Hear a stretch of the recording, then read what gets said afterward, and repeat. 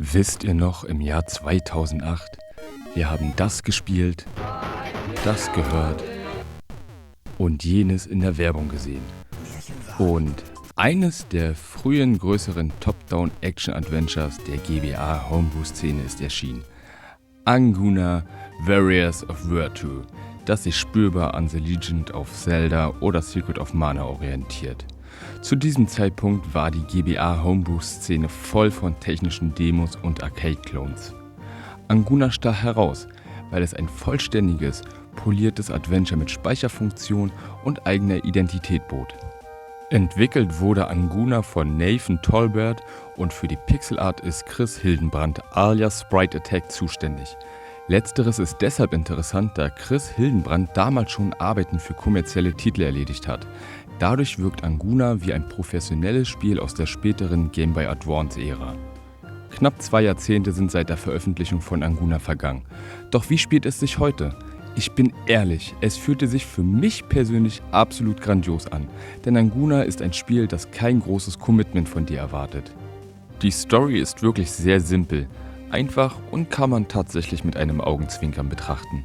Unser Held wurde gefangen genommen, doch netterweise haben die Wachen die Zellentür unverschlossen hinterlassen und so können wir mit unserem Schwert entkommen und unsere Aufgabe, den oberbösen Oberboss zu besiegen, wieder aufnehmen.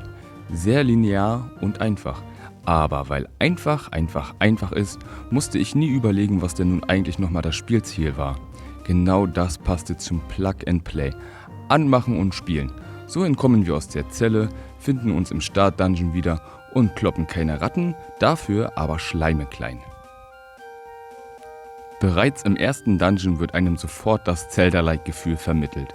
Geheimnisse, die es zu entdecken gilt, Gegner, deren Bewegungs- und Angriffsmuster erlernt werden wollen und Gegenstände, die einem das Weiterkommen erleichtern. Vor allem später ist es typisch, wie es auch bei The Legend of Zelda ist, dass man Bereiche, zum Beispiel auf der Oberwelt, aber auch in Dungeons noch einmal betreten sollte oder sogar muss, weil man Items gefunden hat, die neue Möglichkeiten freischalten. Ein Spielelement, das ich an Action-Adventures besonders liebe.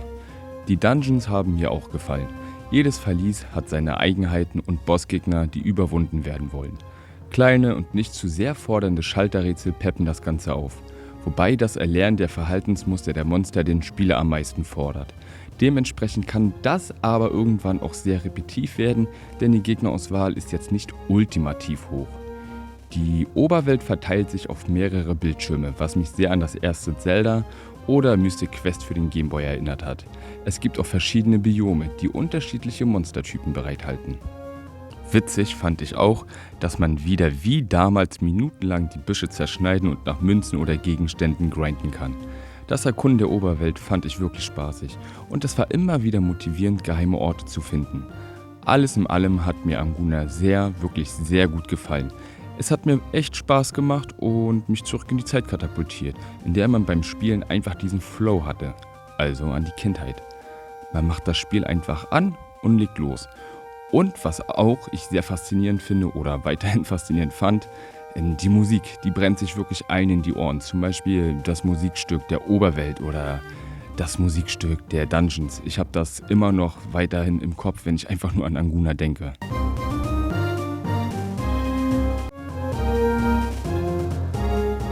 Also, wer ein Spiel sucht, das von einem nicht so viel Aufmerksamkeit verlangt, der sollte auf jeden Fall Anguna spielen. Ich war mit meinem ersten Durchgang nach ca. 3 bis 4 Stunden durch. Und warum sage ich ersten Durchgang? Am Ende bekommt man einen Bildschirm zu sehen, der einem zeigt, wie viele Geheimnisse man entdeckt hat. Und ich war tatsächlich überrascht, wie viele ich nicht gefunden habe. Deshalb sollte man auf jeden Fall noch einmal einen zweiten Lauf wagen. Damit kommt man meiner Einschätzung nach auf etwa 7 bis 10 Stunden Spielzeit. Wer jedoch ein tiefgehendes und komplexes Erlebnis sucht oder hofft, dass sich hier ein riesiges Zelda versteckt, ist bei Anguna leider falsch. Aber das ist nicht schlimm. Also, auch jetzt, rund 2 Jahrzehnte später, kann ich Anguna Warriors of Virtue absolut empfehlen. Es macht Spaß, es ist ein schönes, rundes, bugfreies, zumindest habe ich keine gefunden, Abenteuer, das man entspannt an einem Wochenende spielen kann. Gerade für Leute mit wenig Zeit, wie zum Beispiel Familienväter wie mir. Verfügbar ist Anguna Warriors of Virtue kostenlos auf itch.io. Auch gibt es auf der Website des Entwicklers eine physische und eine DS-Version des Spiels. Zudem ist das Spiel auf der Indie Heroes Collection von Blaze für das Evercade-System verfügbar. Und genau über das Evercade habe ich Anguna gespielt, also über die Indie Heroes Collection 1 auf dem Super Pocket bzw. dem VHS von Evercade.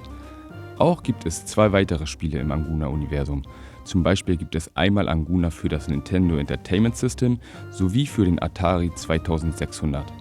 Anguna Scourge of the Goblin King für das Nintendo Entertainment System befindet sich auf der Indie Heroes Cartridge 2 für Evercade.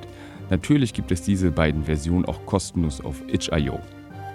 Auch die Version für das Nintendo Entertainment System, also den NES, habe ich über das Evercade gespielt und kann ich deshalb wärmstens empfehlen.